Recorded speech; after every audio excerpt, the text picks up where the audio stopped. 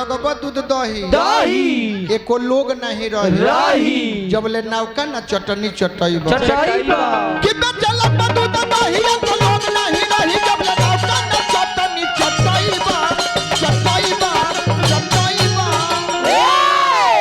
ई कैसन जुग भइल बा विमल भैया कि जब ले ढोही पर नीक नहीं गईबा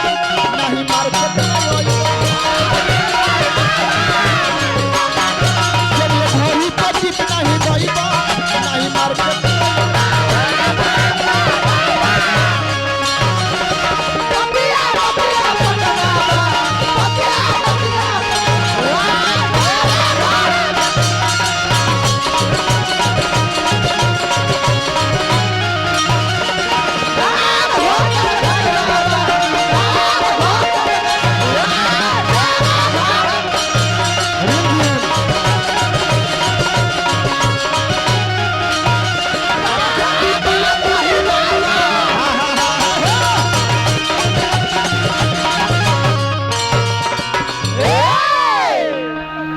यहाँ जितना लोग आइल बा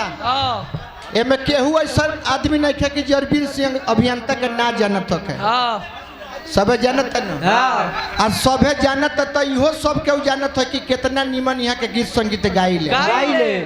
जब से मुंह में माइक ले ले और जब ले ना निकाले तब ले रात भर अंड बंड बोलत रहे के एगो निमन बात ई ना बोल सके नहीं आ तबो देखो अरे सब केहू जाना बाउर बोलो सभी जानता सब केहू जाना बाउर बोलो सभी जानता ये सब केहू जाना बाउर बोलो सभी जानता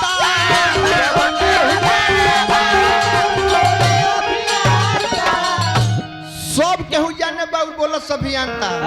तब अरे तब देखो बायना लेके हो जाता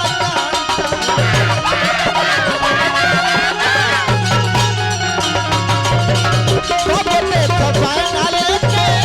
हो जाता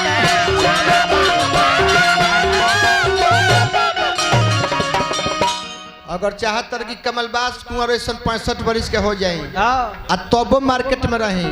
तब भोला बाबा नीमन गा के ऊ जन करे ले तौन करे के पड़ी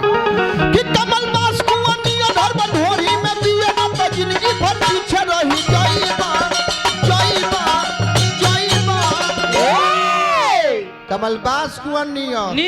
धर्म ढोरी में बिया ना तो जिंदगी भर पीछे रही जाईबा यही से कहता नहीं कि जब ले ढोरी पर गीत नहीं गईबा नहीं मार्केट में जब ले ढोरी पर गीत नहीं गईबा नहीं मार्केट में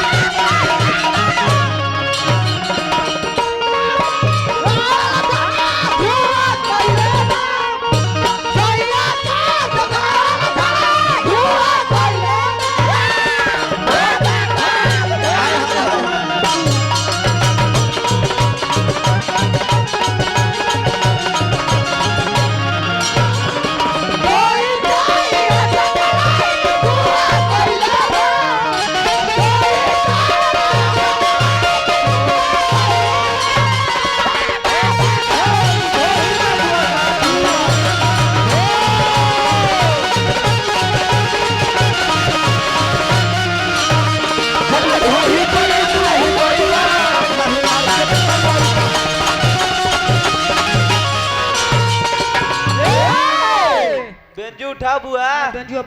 जाता नहीं कहा विमल भैया हालत से परेशान हो गए बहुत जाए के तो हमनियों के चल जेती जाए लेकिन विदाई के सवाल बता कर 32,000 विमल भैया हजारों रुपये पुरस्कार दिल बनी भैया का स्वागत कर हमनी के पढ़ले रहनी है जा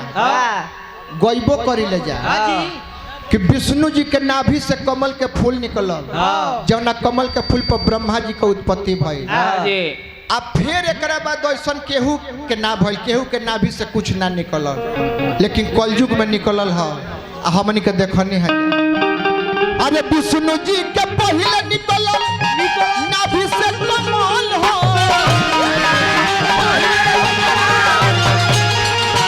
विष्णु जी के पहले निकलल नाभि से कमल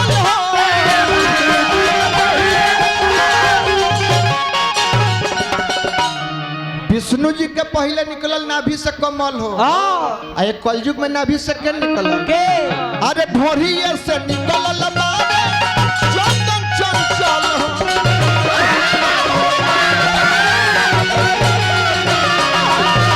ढोरिए से निकलल बारे चंदन चंचल हो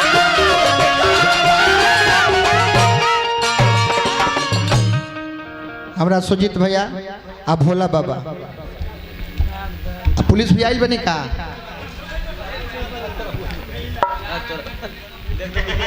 बहुत दिन के बाद तनी खड़ा होके रौरा अच्छा वहाँ के आदेश कहनी है कि उनका के माला देवे के हमके पुलिस भी बानी आ भोला बाबा सुजीत भी हजारों हजार रुपये पुरस्कार भेजवा भी चुकल बानी तनी वही में समय निकाल के आइयो जाए के बाद हाँ जी आ बहुत अच्छा लगल ढेर दिन के बाद एक संगे देखले बनी हम 7 महीना के बाद फिर दोस्ताना हो गई हालांकि दुश्मनी कहियो ना रहल ना जी हाँ प्रेम भाव कि जमन बात बात बाउरू है भई वाला दाउर नहीं मन गई बात रोजे टटोईबा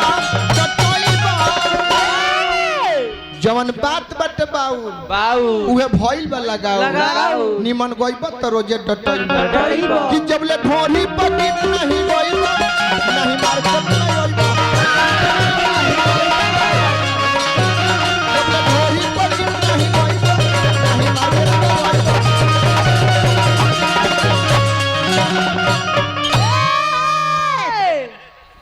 2000 के गड्डी लुटा देनी हमरा रिमझिम पर